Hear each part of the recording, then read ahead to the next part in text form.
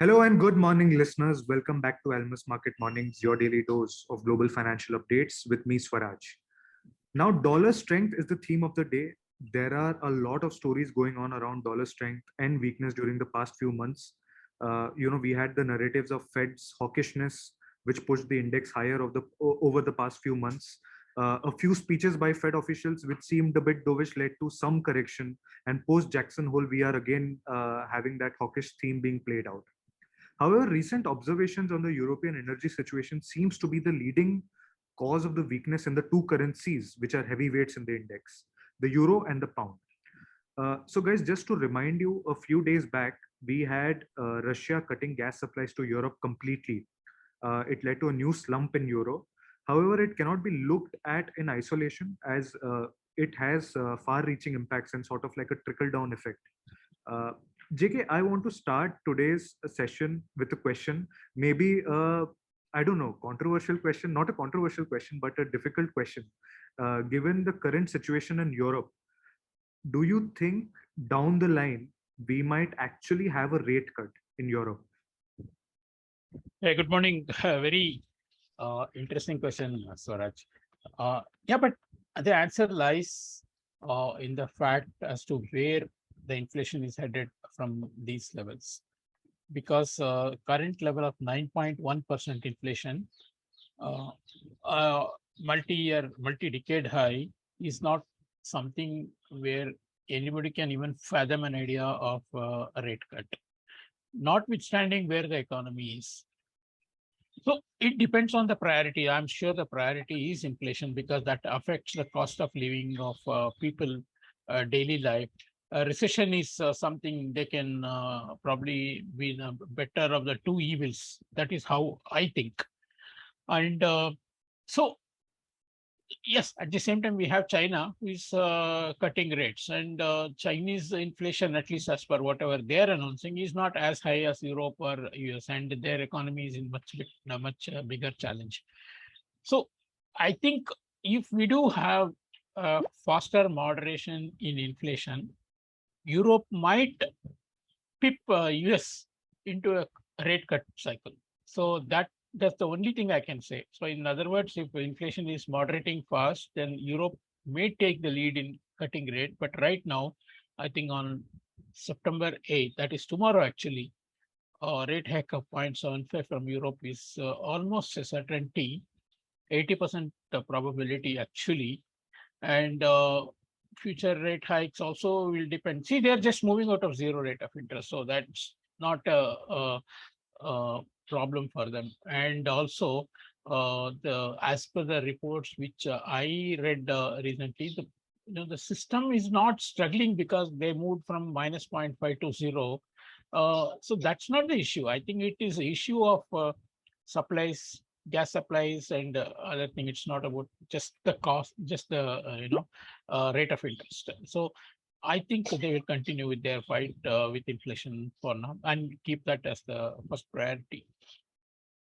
Yes, otherwise, dollar, I think dollar is really reigning supreme now, rising against almost all the major currencies steadily after the jobs report on Friday, and then followed by the rather the ISM and PMI's data yesterday.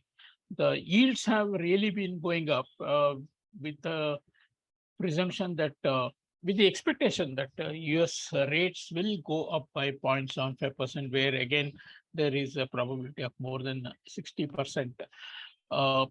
So I think yield differential and even the growth differential is working in favor of the dollar. I guess other countries like Europe or China, currency is still not the top problem on their list. So they are dealing with other things, slowdown, energy security, and also inflation. So that being the case, it's a clean clean ticket for the dollar bulls to take the dollar higher. That's what we are seeing. We were at 140.2 in dollar yen yesterday morning. and we are already closing in on 144. So that's the kind of momentum that the dollar has got, even as a 10-year yield has surged. Yesterday, a 2-year yield has surged about 2.5 once again. So that's a major determinant of the dollar. Obviously, the economic challenges of Europe and China, as well as the low interest rate in Japan is playing out fully. UK, of course, they have their own problems, political uncertainty removed, but the challenges are still there. They are likely to announce a package of fiscal to support the population on high cost of living, but that's going to make the fiscal position was. And also, I am hearing murmurs of UK also facing BOP problem. So this a developed country facing a BOP problem is something very rare. Uh, I think UK pound has is probably at its worst sentiment as I can see, and the euro is not too far behind. Only thing that may be holding up the euro would be tomorrow's ECB meeting, and the way it is looking right now, it will be a big sell-off after the rate hike by Europe. So what can stop the current route in currencies is only if inflation starts falling in the US, and that or there is an artificial intervention from central banks, and that doesn't seem to be on the card right now, at least as far as I could see. So dollar will continue to rise. Dollar is well above 110 now. I think immediate resistance goes towards 112, and 114 is also not out of the realms of uh, possibility. 147 plus on the dollar yen may be a very key level. That is the level in 1998, I think, was when it fell big time after intervention from Japan. So it's a really watch on the dollar trend right now. Interestingly, yesterday there was two sets of data on the US economy, the PMI services and PMI composite of S&P Global versus ISM services. The ISM services was strong as per what they announced. ISM services stayed at 52.8. Manufacturing PMI staff stayed at 52.8, quite a high level, and ISM services PMI was at 56.7 last month, and now it is at 56.9. So it actually rose.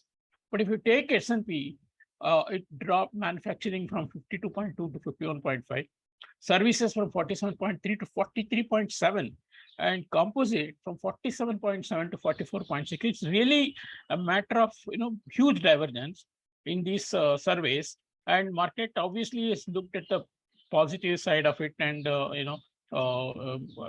sold bonds, took the yields higher and took the dollar higher.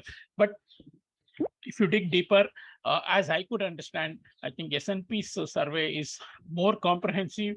It includes about 800 respondents, and it includes majorly companies in the US, whereas the ISM does not declare how many respondents it took. It also includes overseas manufacturing and companies of US, and so it's not really representative of exactly what is happening in the US. So this is some divergence that we should be aware of, and although currently market is market would look at anything that is remotely positive for the US and will ignore anything even starkly negative for the US. That is the mood that the market is in.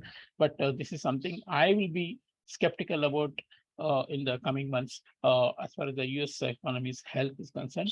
For the rupee, of course, there are two conflicting factors: US dollar index going above 110, and then 91.7 on the oil, which is positive. Stock market in the India also now looking a bit shaky after reaching almost near the previous highs, and maybe looking for some good correction. For me, more important is the big rise in the dollar index in the last few weeks. And the rupee has more or less stayed steady between 79 and 80. more importantly, Chinese yuan from around 6.72 to almost 7 in 1 month. That is something which rupee has ignored.